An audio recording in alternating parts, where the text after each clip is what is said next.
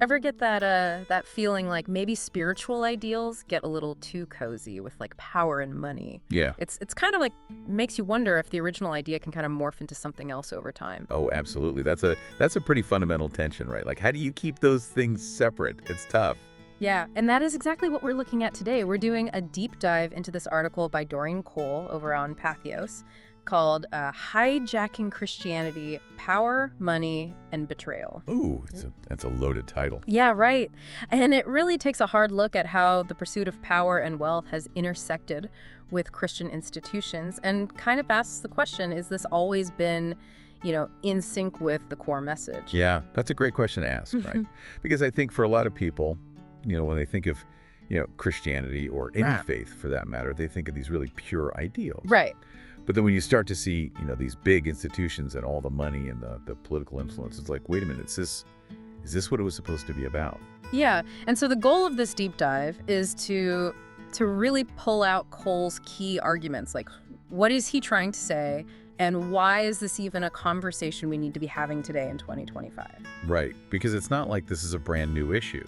No. This has been going on for centuries in different forms and different ways. Exactly. And the article goes into some of that history. It looks at what some people are calling corporate Christianity and even how different generations are engaging with these questions. So like a deep historical overview, but also bringing it into the present and even looking ahead. Right. So to kind of kick things off, Cole starts by asking, are money and political power the only ways to really create change in the world? That's a bold question to start with. I like that. Yeah, it's like he's challenging that assumption that you have to have all this, money and power to make a difference. Right, like you need those big institutions and all the resources they have to actually make an impact. And he gives some really interesting examples of people who did exactly the opposite. Oh yeah, like who? Well, he talks about Rosa Parks. Oh, of course. Her refusal to give up her seat on that bus, that was just her one person. But it sparked a huge movement for civil rights. Yeah, and it wasn't like she had, a ton of money or connections or anything. No, it was just this act of defiance that resonated with so many people and ultimately led to huge changes. It's amazing how these small acts of courage can really snowball into something much bigger. And they also talks about Jesus. Yeah, he's kind of a central figure in Christianity. Right. But what Cole points out is that Jesus didn't start out with any kind of worldly status or power.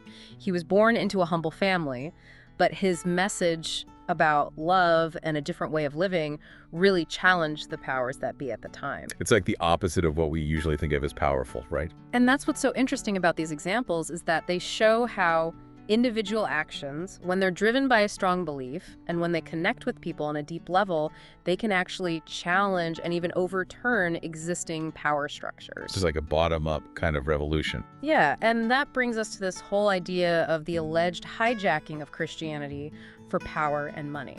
This is a big part of Cole's argument. Okay, so what does he mean by hijacking exactly? Like, what's he getting at? Well, he talks about this concept of corporate Christianity, which is basically when the focus shifts away from like the core principles of the faith, like compassion, service to others, love, and instead it becomes more about, gaining influence in politics and religious circles. So it's like instead of focusing on individual spiritual growth and helping others, it's about the institution itself becoming powerful. Exactly. And Cole suggests that this can sometimes lead to a prioritization of money and institutional success over the actual spiritual message. Which is kind of ironic because a lot of the teachings are about, not being attached to material wealth. Yeah, there's a lot of emphasis on humility and simplicity. Right. And to kind of give some historical context to this, Cole brings in Kevin Kruse's book, One Nation Under God. Oh yeah, I've heard of that one. It's about how the idea of God got so intertwined with American politics and culture. Right, and specifically, Cole points to this period in the 1930s when there was a concerted effort to promote capitalist ideals from church pulpits. Like literally using religion to support a particular economic system. Yeah, and this is where that whole idea of a hijacking comes in. Like using religion to advance a specific agenda that might not actually be in line with the original teachings. And you have to remember, the 1930s was a time of huge economic uncertainty in the U.S., the Great Depression and all that. So maybe there was this need to kind of reassure people and tie capitalism to something bigger, like religious values. Yeah, it was almost like a way to justify the system and make it seem divinely ordained. Wow.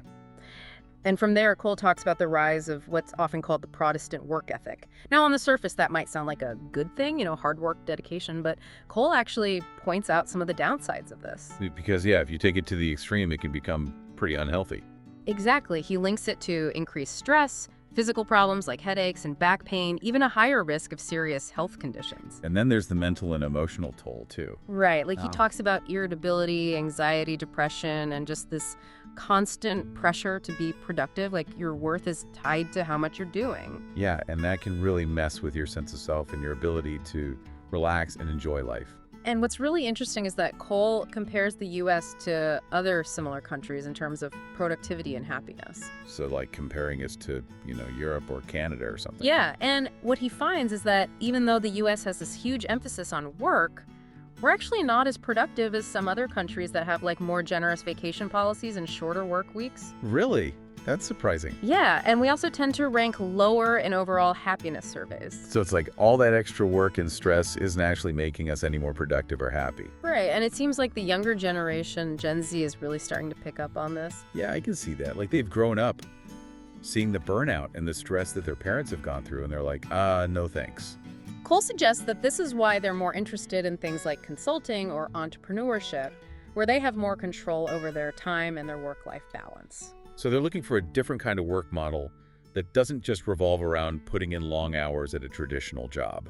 And it's not just about the work itself, it's also about values. Like, Cole points out that Gen Z seems to be more focused on things like social justice and finding meaning in their work. Yeah, like they want to make a difference in the world and they're not afraid to speak up about what they believe in.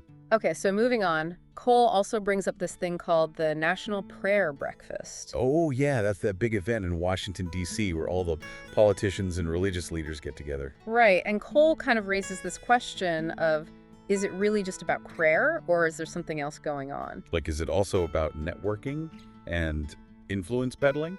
Yeah, he suggests that it's often been used as a platform to promote specific political agendas that are kind of dressed up in religious language. So it's like blurring the lines between faith and politics. Exactly, and Cole argues that this can be problematic because it can be seen as using religion to gain power and influence rather than focusing on the core spiritual message. Which again brings us back to that idea of a hijacking. Yeah, so all of this kind of leads up to Cole's central argument, which is that this pursuit of power and wealth can really distract from the true message of Christianity, which he says is all about love and service to others. Right, like it's about following the example of Jesus, which was all about humility and compassion and helping those in need. And he uses some pretty powerful Bible verses to support this point. Oh yeah, which ones? Well, there's Matthew 6.24, where Jesus says you cannot serve both God and money. Yeah, that's a pretty clear statement right there. And then there's 1 Timothy 6.0, which warns that the love of money is a root of all kinds of evil.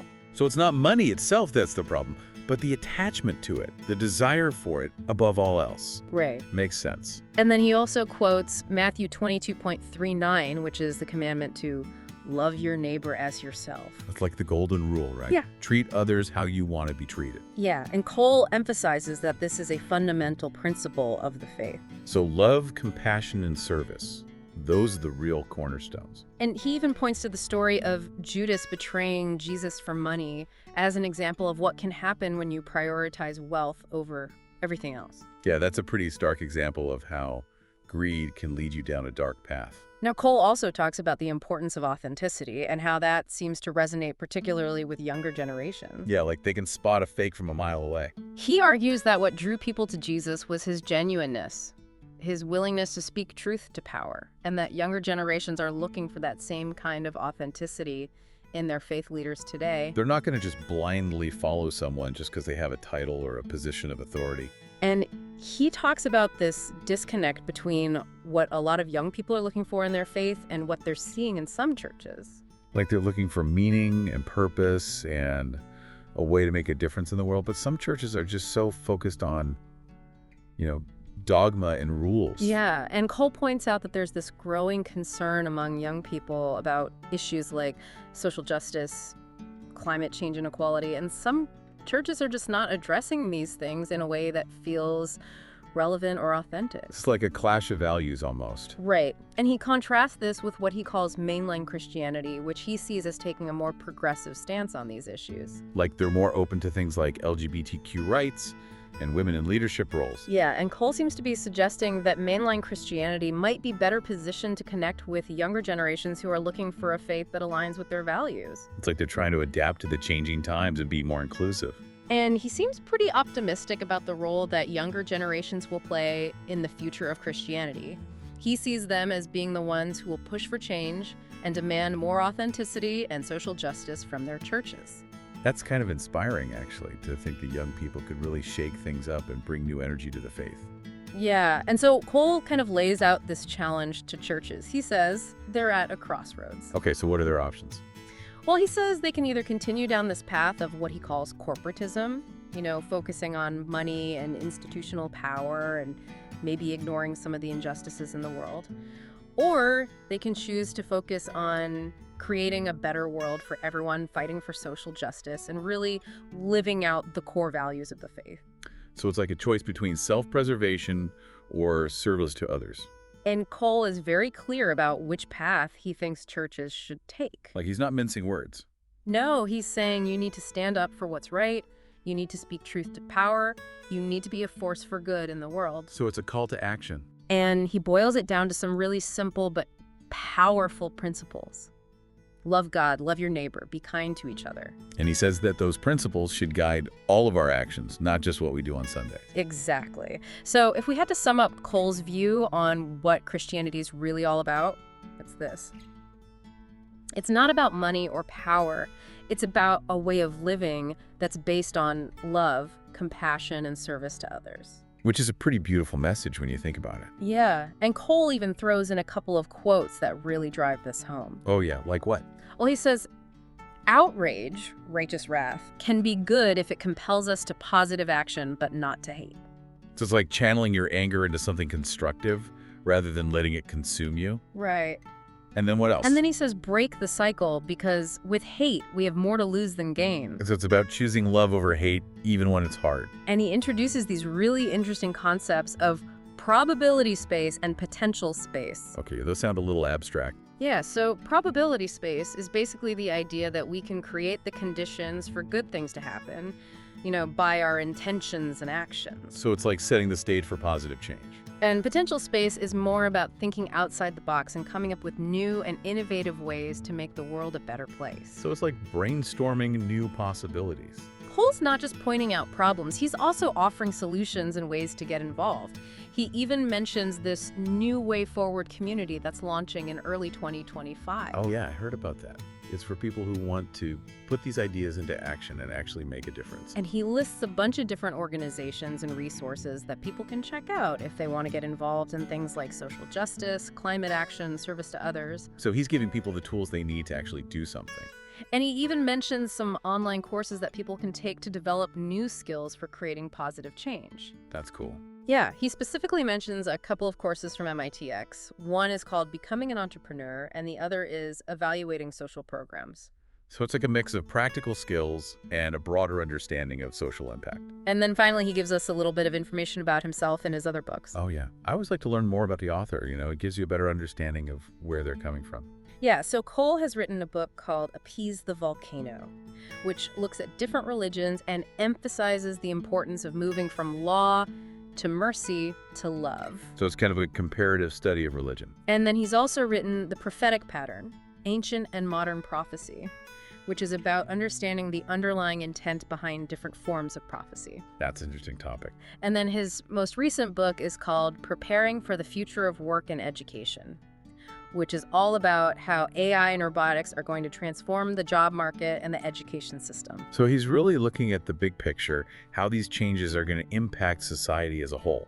And he even provides his website if people want to learn more about his work. Cool. So as we wrap up this deep dive into Dorian Cole's article, Hijacking Christianity, Power, Money, and Betrayal, we've really explored how he looks at this tension between the core message of Christianity and the pursuit of power and wealth. and how those two things can sometimes come into conflict. Yeah, and we looked at a bunch of different examples from history to current events to see how this has played out and continues to play out today.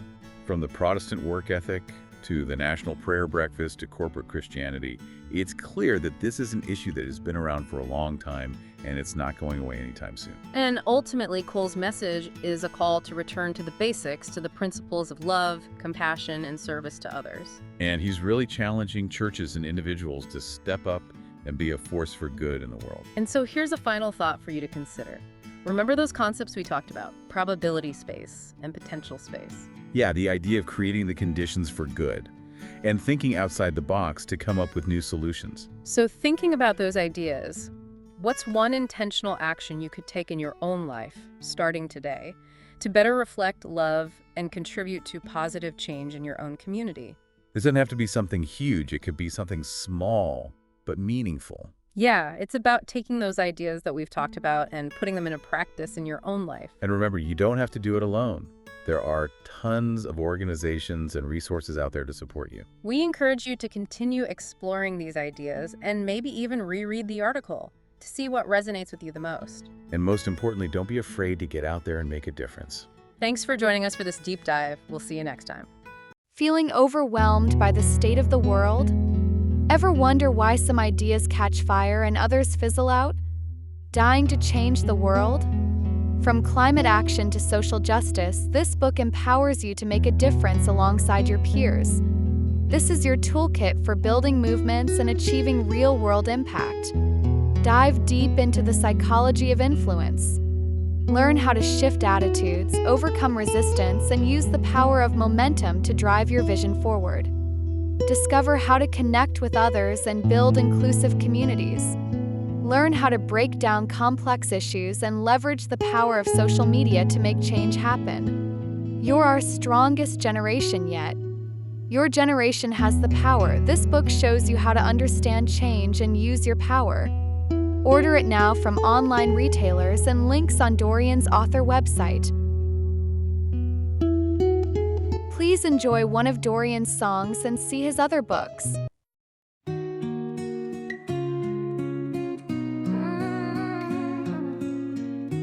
Entertain us, the leader yelled.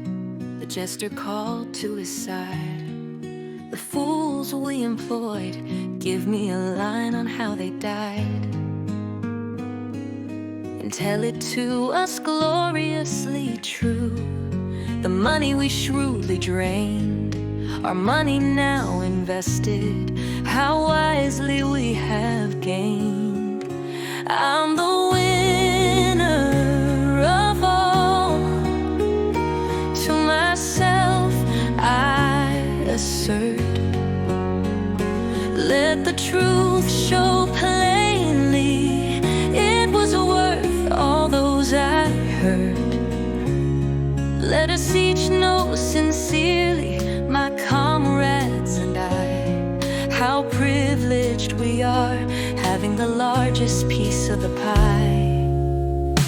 Tell us a tale, a poem, a song.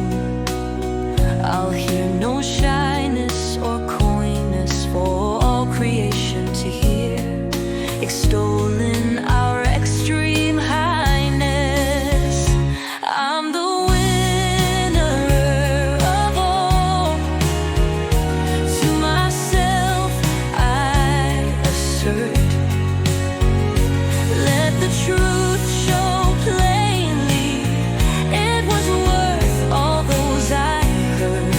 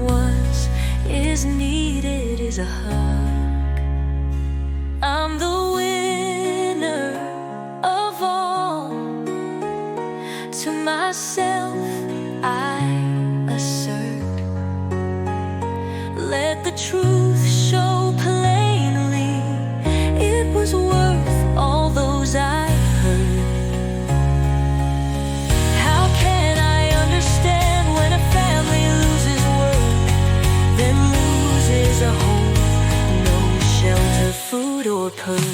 High on power and fame, high on your money, high on privilege, everything's always sunny.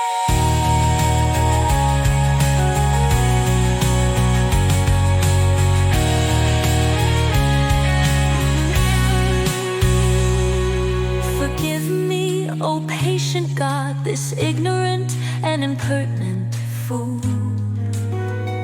who attempts to tell the pain while vainly using